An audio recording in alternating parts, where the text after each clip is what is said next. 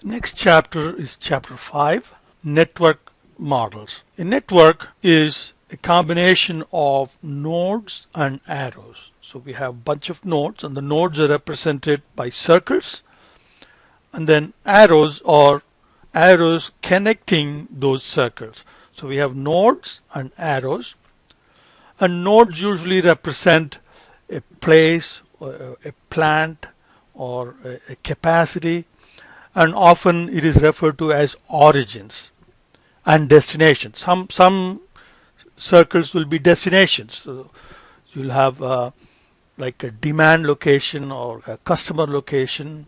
So the circles or nodes representing customers and demand points or destinations. So we have nodes that are origins or destinations. Then the arrows would represent a path from origin to destination.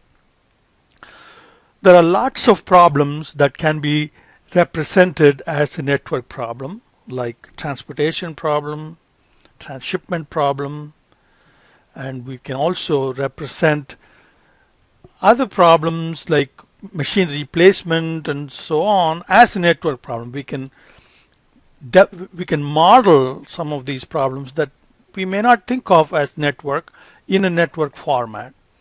And we will have problems like shortest distance problems and maximum flow problems. And we will be discussing many such problems in this chapter. So let's start with the most basic and simple problem that can be represented as a network problem, and that is called a transportation problem. A transportation problem is one where we have origins, which are capacity locations or plants in this case, and then we have destinations, or here in this example we have regions, region 1, 2, 3 and 4. So this is an automobile manufacturing company that makes automobiles in these plants. They'll have to ship the automobiles from these plants to the 4 regions, and there is a limited capacity for each of these plants, how many units it can produce in a given time period, and for the same time period what is the demand in these regions. So we have demand at the bottom, and then we have capacity here. Now the numbers that you see inside the table are the transportation costs per unit.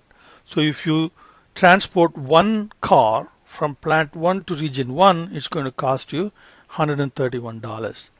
Okay, one car from plant 1 to region 2 will be $218, and so on.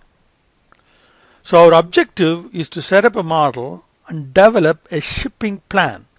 How many units should be shipped from each of these 3 plants to each of these 4 regions, such that we stay within the capacities in terms of how many units we ship from the plants, and we satisfy the demand for these 4 regions. Okay. Now let's look at a network representation of this same problem. So here is a network, and here are the circles. There are 7 nodes.